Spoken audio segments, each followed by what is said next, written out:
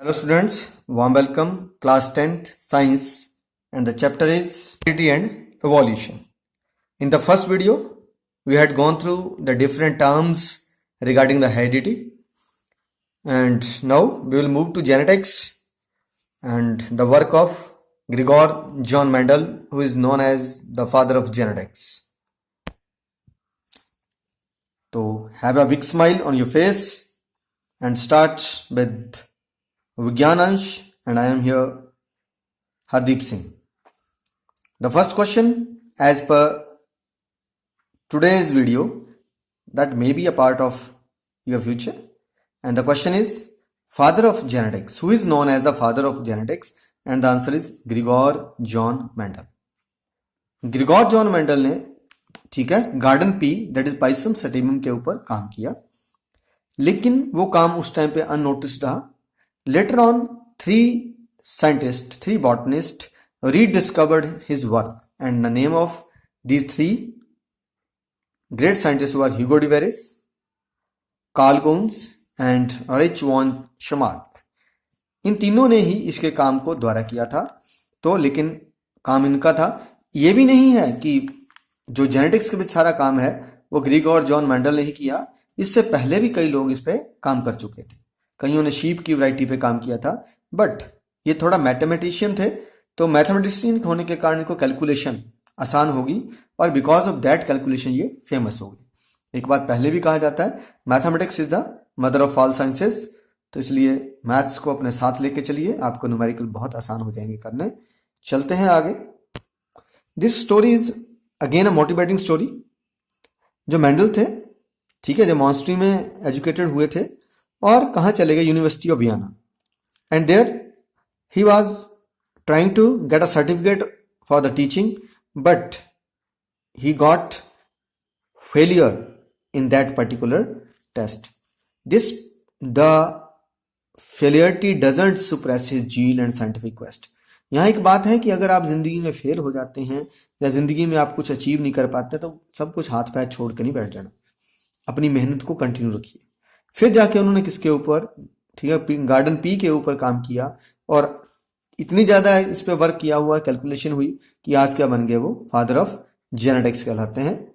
तो अब क्वेश्चन आया कि उन्होंने बाकी प्लांट्स की जगह गार्डन पी को ही क्यों चुना, और वो कौन से कैरेक्टर्स थे जिनके साथ उन्होंने काम किया. तो let's move. The answer of the first, that is why pea plant. Pea plant क्यों चूज किया था? It's easy to grow. ये क्या था? इजी ग्रो करता. It is self pollinating.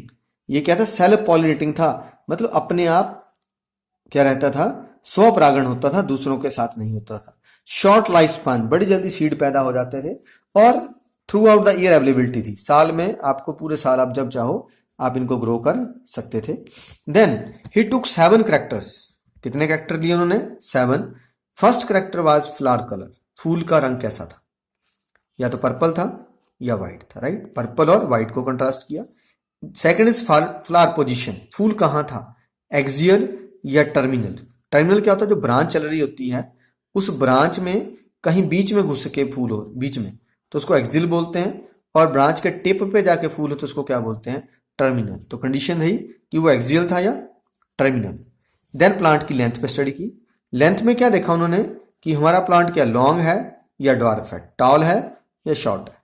Seed की शेप, जो बीज है वो बिल्कुल गोल हैं या झुर्रीदार हैं, ऐसे रिंकल्ड है. सीड कलर, ये सीड येलो है या क्या है? ग्रीन है. पोड शेप, इन्फ्लेटेड है या कंस्ट्रक्टेड. इन्फ्लेटेड कैसे? कई फलियां ऐसे बिल्कुल प्लेन होती हैं और कई मटरों की फलियों पे इस तरह से होता है, ठीक है, तो this is called constructed. Pod colour, is it a green और येलो. तो इस पे स्टडी की. तो ये 7 कैरेक्टर्स थे जिन पे किसने स्टडी की है, ठीक है, मेंडल ने स्टडी की. He was lucky at the time कि ये 7 कैरेक्टर डिफरेंट क्रोमोसोम्स के ऊपर थे और उसको आगे जाके प्रॉब्लम नहीं आई. तो लेट्स देखिए क्या वर्क किया उन्होंने. तो मेंडल क्या करते थे, वो प्लांट्स किसके लेते थे?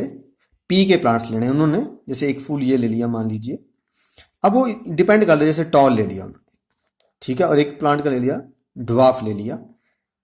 अगर आप पी प्लांट को देखते हैं तो पी प्लांट के मेल और फीमेल अंदर बंद रहते हैं इस तरह से, ठीक है. तो वो इनमें से किसी एक प्लांट को, जिसको उन्होंने एज अ मदर यूज करना होता है, एज अ फीमेल यूज करना होता था, तो उस फूल को ओपन करके उसके मेल पार्ट को बिफोर मैचुरेशन निकाल के फेंक देते थे। उस प्रोसेस को क्या बोलते हैं हम? इमेस्कुलेशन। कल पढ़ा था ना। उसके बाद इन दोनों फूलों को इकट्ठे एक पॉलिथीन में बांध देना। क्यों? सो दैट द पोलन, देखिए अब इसको बंद कर दिया, इसको तो पोलन ग्रेन मिलने नहीं है, और इसको खोल दिया। सेल्फ पॉलिनेटिंग है, इसके अंदर ही पोलन रहेंगे, बाहर तो निकल नहीं थे, लेकिन जब इसको खोल दिया तो आपस में क्या करा दिया, इनको क्रॉस पॉलिनेट उन्होंने करवा दिया। So after the cross pollination जो सीड रहते थे वे उनको फिर से बोते थे, इन सीड में फिर प्लांट आते थे, उन प्लांट्स को फिर आपस में सेल्फ ब्रीडिंग करते थे, तो ये हुई क्रॉस ब्रीडिंग। दो डिफरेंट है ना कैरेक्टर्स लिए, और क्या लिया उन्होंने? एक ही कैरेक्टर पे स्टडी करें। एक कैरेक्टर मतलब अभी सिर्फ हाइट की बात की मैंने, तो हाइट के साथ उन्होंने आपस में क्रॉस ब्रीडिंग की, फिर सीड मिल गए, अब इस सीड से फिर पौधे ग्रो किए। अब जो पौधे ग्रो करेंगे उनको क्या बोलेंगे? F1 generation. फिर इनको आपस में ट्रीट किया, फिर जनरेशन मिली F2 जनरेशन। तो इस तरह से ये काम करते रहे और मैथमेटिकली कैलकुलेट करते रहे। जब इन्होंने F1 जनरेशन देखी बेटे, तो F1 जनरेशन में सारे के सारे पौधे क्या थे? टॉल थे। लेकिन F2 में क्या आया? कुछ पौधे टॉल थे और कुछ ड्वार्फ थे। तो उन्होंने सारी स्टडी को देखा। अभी हम वही स्टडी आपको मैं यहां करके दिखाता हूं, किस किस तरह से क्रॉस हुई है, उस पर ध्यान दीजिए। देखिए उन्होंने लिए पेरेंट्स, पहले क्या ले लिए? एक पेरेंट टॉल है और एक पेरेंट क्या है? स्मॉल। अब यहां से एक बात याद रखिए, अगर टॉल है और दोनों एक जैसे, हमने कल पढ़ा था, क्या है ये? होमोजाइगस है। ये भी एक जैसा ही है, तो दिस इज, मैंने कहा if the two allele are of same time same type so they are known as homozygous. लेकिन बेटे याद रखिए डोमिनेंट है। कैसे डोमिनेंट है ये अभी बात करेंगे कि उन्होंने कैसे बता दिया ये डोमिनेंट है। अब इससे क्या बनेंगे? गैमीट्स बनेंगे। गैमीट्स की फॉर्मेशन होगी, पढ़ा हमने, गैमीट्स में नंबर ऑफ क्रोमोसोम क्या हो जाता है? हाफ हो जाता है। तो ये यहां पे दो गैमीट्स बनेंगे, ठीक है, राइट। अब क्या हुआ? अब हुई इसमें फर्टिलाइजेशन। फर्टिलाइजेशन क्या होती है? Fusion of male and female gamete. जब ये इसके साथ फ्यूज किया तो क्या बना? Capital T and small T, right. अब ये इसके साथ फ्यूज कर सकता है, ये इसके पास भी जा सकता है, इसके साथ भी, फिर capital T and small T. ये इसके साथ हो सकता है, capital T and small T. ये इसके साथ हो सकता है। कल भी मैंने कहा कि ऐसे जीन कभी ऐसे नहीं होते हैं कैपिटल स्मॉल। ये तो हम अपनी सिर्फ किसके लिए? अपने आप को समझाने के लिए कर देते हैं। जब उन्होंने ये देखा तो ये हुई हमारी फर्स्ट फिलियल जनरेशन। क्या बन गई? ये फर्स्ट फिलियल जनरेशन बनी है। तो जो फर्स्ट फिलियल जनरेशन आपके पास आई है, इसमें सब में सारे के सारे प्लांट क्या थे उनके पास? ये टॉल थे। अब उन्होंने फिर इन दो प्लांट्स को आपस में क्रॉस कर दिया, ठीक है। अब इनके क्या गैमीट बनेंगे देखिए जरा। अब आगे चलता हूं, मैं अलग तरह से बनाता हूं। इसमें से एक क्या आएगा? कैपिटल टी, और एक क्या शो किया? Small T. इसमें से गैमीट एक कैपिटल टी और एक स्मॉल टी, राइट। अब ये फिर फ्यूज करेंगे, अपने में नहीं करेंगे, ध्यान रखना, दूसरे के साथ होगा। तो ये कैपिटल टी इस कैपिटल टी के पास जा सकता था, ठीक है जी। ये कैपिटल इस टी इस स्मॉल टी से भी जुड़ सकता है, यहां ये स्मॉल टी इस कैपिटल टी से जुड़ सकता है, या दोनों ही स्मॉल टीज आपस में इकट्ठे हो सकते हैं, राइट। तो अब जरा देखिए आपके पास क्या स्थिति रही। जब ये वाला दोनों ही कैपिटल टी है तो भी प्लांट क्या है? टॉल। यहां भी प्लांट क्या है? टॉल। देखिए इसमें एक कैपिटल टी है टॉल, लेकिन दोनों हैं तो ये क्या हो गया? ड्वार्फ। जब उन्होंने इस तरह से स्टडी की तो क्या बोला?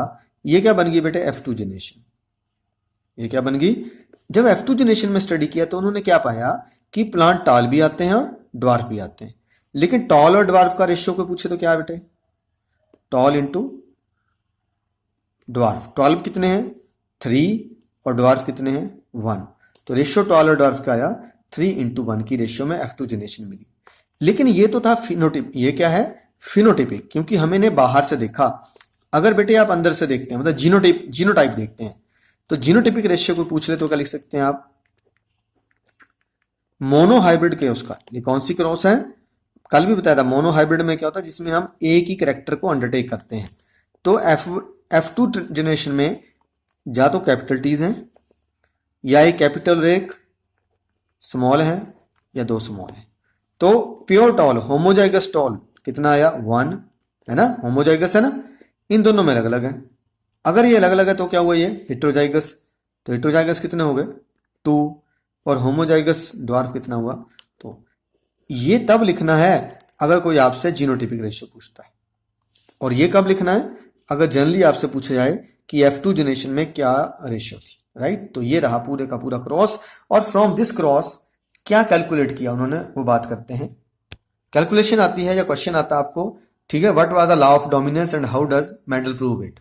तो क्या लिखेंगे, Mendel performed mono hybrid cross, बताया ना अभी, between homozygous tall and homozygous dwarf plant, है ना, उसने होमोजाइगस टॉल लिया हमें।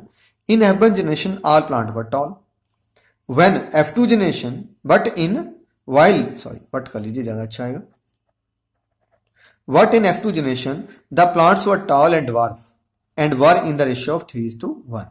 तो F2 generation में tall dwarf का ratio 3:1 था। This shows that dwarf trait was not able to express itself in presence of trait of tallness, कि tallness के सामने dwarf वाला अपने आप को नहीं दिखा पाता है ना, तो वो अपने आप को नहीं, क्यों, क्योंकि अगर हम इसको देखते हैं अभी आपने तो क्या देखा, यहां भी dwarf का छोटा टी तो था ही, लेकिन ये नहीं दिखा पाया।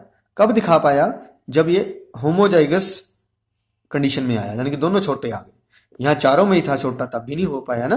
तो ये क्या दिखाता है, तो यहीं से बात हो रही है, क्या बोला उसने, this shows that dwarf trait was not able to express itself in presence of the trait of tallness, so the Mendel concluded that trait those express themselves in F1 generation, GEN का लिखा, generation लिखा हुआ है, पूरा लिख लेंगे आप, कहता है ऐसे ट्रेड्स जो F1 जनरेशन में अपने आप को नहीं शो कर सकते हैं उन्हें तो बोलेंगे रिसेसिव, और जो शो कर देते हैं उनको क्या बोलते हैं, डोमिनेंट। तो this is the law of dominance.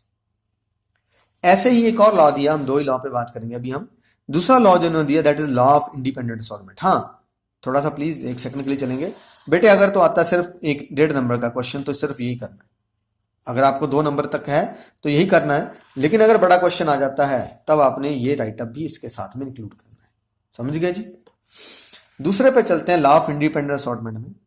तो लॉ ऑफ इंडिपेंडेंट का मतलब है अलग अलग, कहता है ऐसा नहीं है कि एक करैक्टर दूसरे के साथ जाता है, हर करैक्टर अपने आप में अकेला अकेला जाता है, इस लॉ को बोलते हैं इंडिपेंडेंट। ऐसा नहीं है कि लंबा जो पौधा होगा उस पर व्हाइट ही फूल आएंगे, लंबे वाला क्या करता है, पर्पल फूल भी ले सकता है। तो जो करैक्टर है वो इंडिपेंडेंट होते हैं, आपस में जुड़े हुए नहीं होते। तो मेंडल परफॉर्म्ड डाई हाइब्रिड, देखो इसमें फिर अब डाई हाइब्रिड में 2 करैक्टर को इकट्ठे लिया फिर वही होमोजाइगस टाल विद राउंड सीड। तो एक में क्या ले लिए, होमोजाइगस टाल P plant with round seed, और दूसरी तरफ ले लिए homozygous dwarf plant with wrinkled seed. ठीक है, यहां ड्वार्फ प्लांट लिया और रिंकल्ड सीड के साथ, टॉलनेस और राउंड सीड डोमिनेंट है, ठीक है जी। रिंकल सीड और ड्वार्फ क्या थे, दे आर, तो यहां लिखा tallness and round seeds are dominant trait, ये दोनों डोमिनेंट थे। सो इफ 1 जनरेशन, पहले बताया ऑल प्लांट्स वर टॉल, तो सारे ही F1 में सारे के सारे प्लांट्स क्या थे टॉल थे विद राउंड सीड, जितने प्लांट F1 में आएंगे सारे टॉल विद राउंड सीड थे।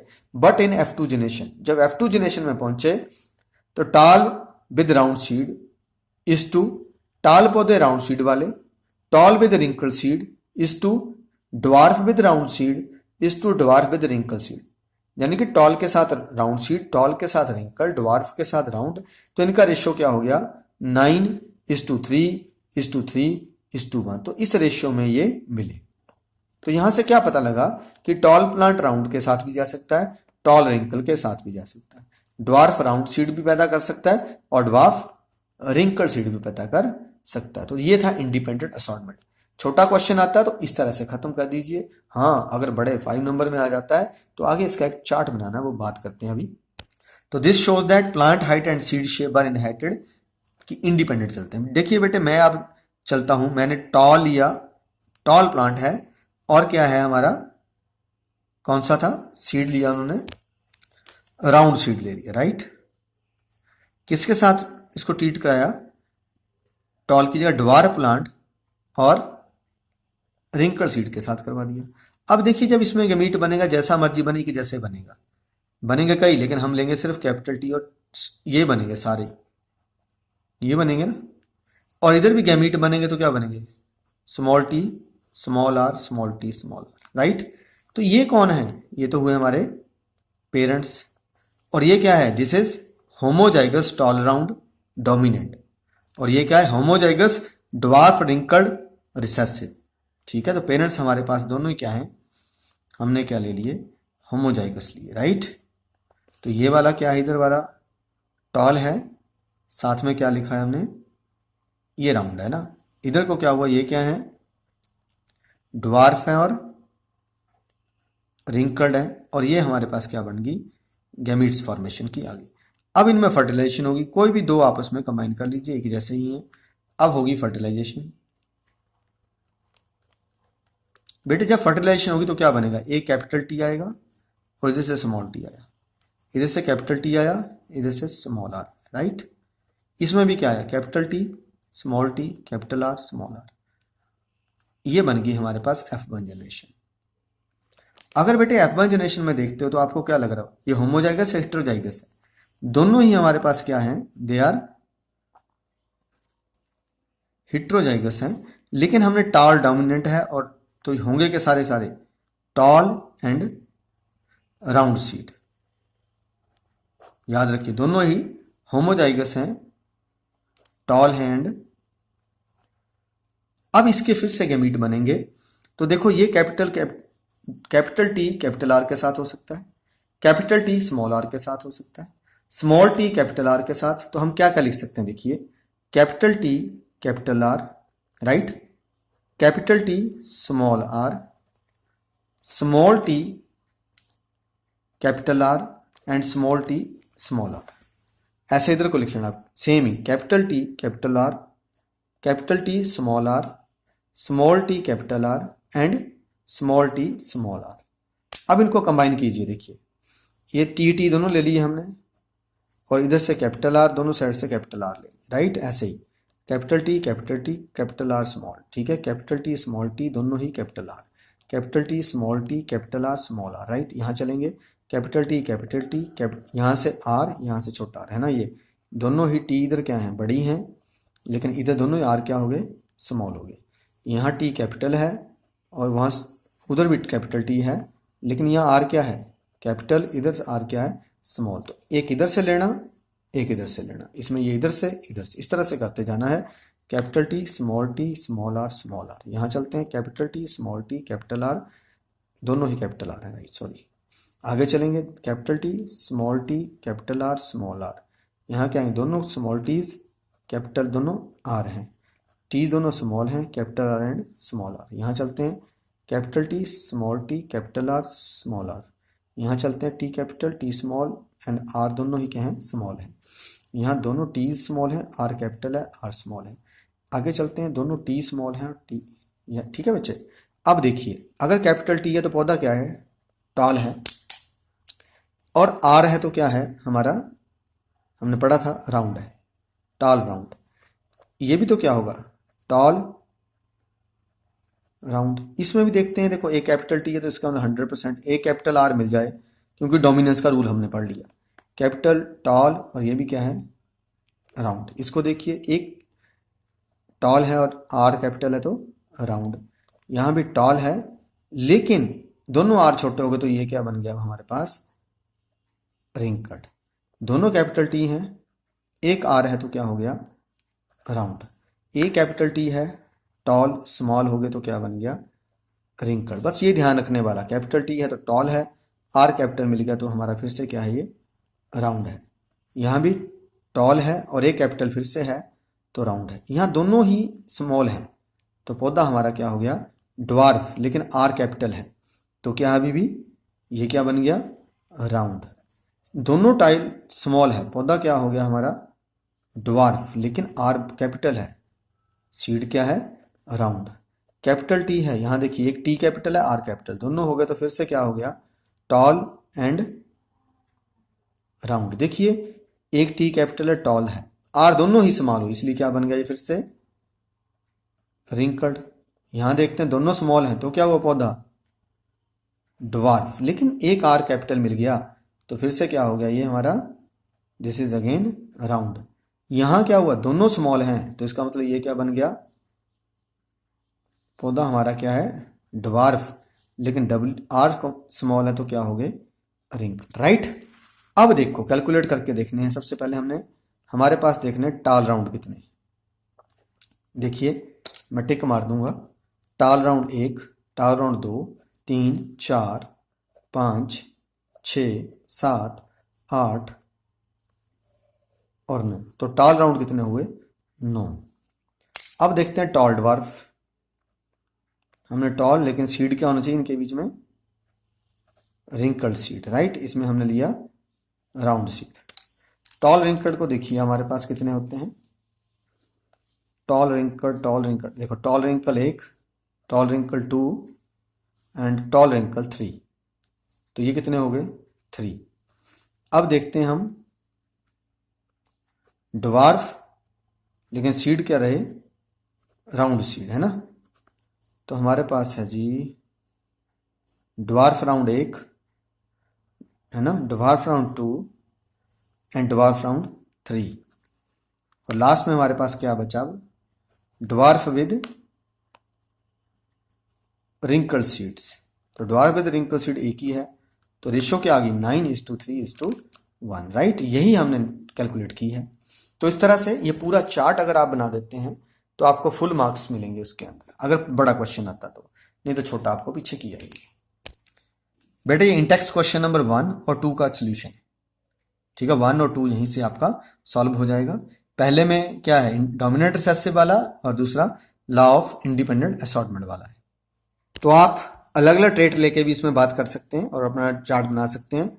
इसी तरह से आप पढ़ते रहिए, आगे बढ़ते रहिए। जय हिंद, जय भारत, जय विज्ञान।